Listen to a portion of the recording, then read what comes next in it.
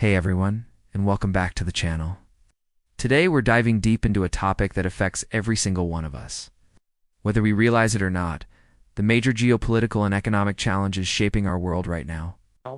It might sound complex, but stick with me, because understanding these shifts is key to navigating the future. Think of the world economy like a giant, intricate machine. For decades, it's been running on a system of global trade, with goods, money, and ideas flowing relatively freely across borders. This era of globalization brought us cheaper products, incredible technological innovation, and lifted millions out of poverty.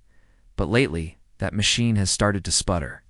We're seeing some major shifts. And the first big one is the move away from this hyper-connected world towards something more fragmented.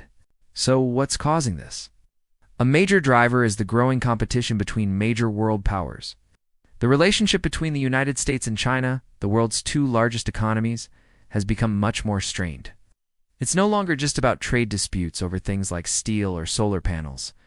It's now a broader strategic competition that covers everything from technology like 5G and artificial intelligence to military influence in different regions. This rivalry creates uncertainty.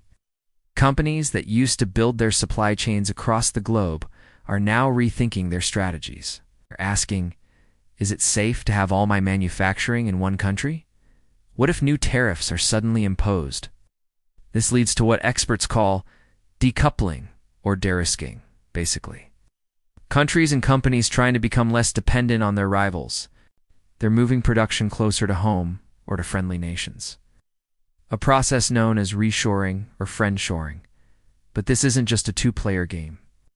Other major players like the European Union, India, Russia, and Brazil are also asserting their own interests. The EU is pushing for strategic autonomy, aiming to be more self-reliant in critical areas like energy, digital technology, and defense. India is rapidly growing its economy and flexing its diplomatic muscles on the world stage. This creates a multipolar world, where power is more distributed. It's a more complicated chessboard, with more players making strategic moves, and that complexity can lead to instability. Now, let's connect this to our wallets. One of the most immediate impacts we've all felt is inflation. You've seen it at the grocery store and the gas pump. Part of this is due to the lingering effects of the pandemic, which snarled supply chains and created huge disruptions. When factories shut down and shipping containers were stuck in ports, it suddenly became much harder and more expensive to get products to consumers. Governments also pumped massive amounts of money into their economies to prevent a total collapse, which increased demand while supply was still struggling to catch up. That's a classic recipe for rising prices. On top of that, geopolitical events have thrown fuel on the fire. Conflicts, like the one in Ukraine, have had a massive impact on global energy and food markets. Russia is a major oil and gas exporter, and Ukraine is a huge grain producer. When those supplies are disrupted, prices for everyone around the world go up. This isn't just an abstract economic concept. It means families have to spend more of their budget on essentials, leaving less for everything else.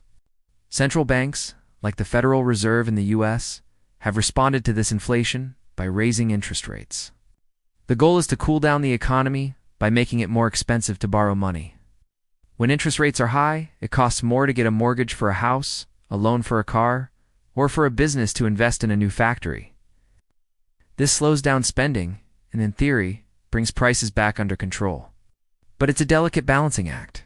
If they raise rates too much or too quickly, they risk tipping the economy into a recession, which means job losses and economic contraction. It's like trying to land a plane in a storm. I want a soft landing, but the turbulence is intense. Another huge piece of this puzzle is technology. Technology is a double-edged sword in this new era. On one hand, it's a major area of competition. It's the race for dominance in artificial intelligence. Quantum computing and biotechnology is the modern-day space race. Countries see leadership in these fields as crucial for their future economic prosperity and national security. This is why we see things like export controls on advanced computer chips. Governments are trying to prevent their rivals from getting access to technology that could be used to gain a military or economic edge. This tech war further fragments the global economy, creating separate technological ecosystems. We might end up with one internet in some parts of the world and a different, more restricted one in others. But on the other hand, technology also offers solutions. Innovations in green energy, like cheaper solar panels and more efficient batteries, are essential for tackling climate change, another massive global challenge that has huge economic consequences. Advances in AI could revolutionize healthcare and boost productivity. The key is whether we can foster collaboration on these shared challenges while navigating the competition. Can we work together to develop AI ethics or fight climate change, even as we compete in other areas? That's one of the biggest questions of our time. So, where does all of this leave us? It feels uncertain, and that's understandable. We're moving from a world that seemed to be getting smaller and more integrated to one that is more divided and competitive. This transition will likely be bumpy. We might see more price volatility, and the global economic machine might not run as smoothly as it once did. The cost of making things might go up as companies prioritize security over pure efficiency in their supply chains.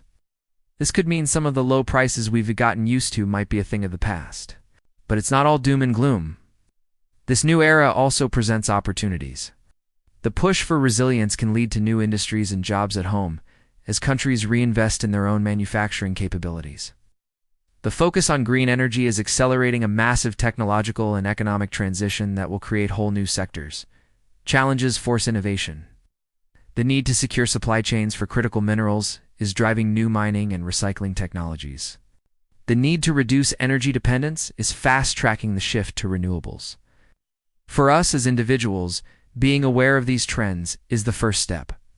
It helps us understand why the world feels a little more chaotic and why our cost of living might be going up. It also helps us see where the opportunities might lie in the future in industries focused on sustainability, technology, and local production. Navigating this new world requires us to be informed, adaptable, and forward-thinking. The old playbook is being rewritten, and we're all living through the rewrite. It's a fascinating, if challenging, time to be alive. Thanks so much for sticking with me through this deep dive.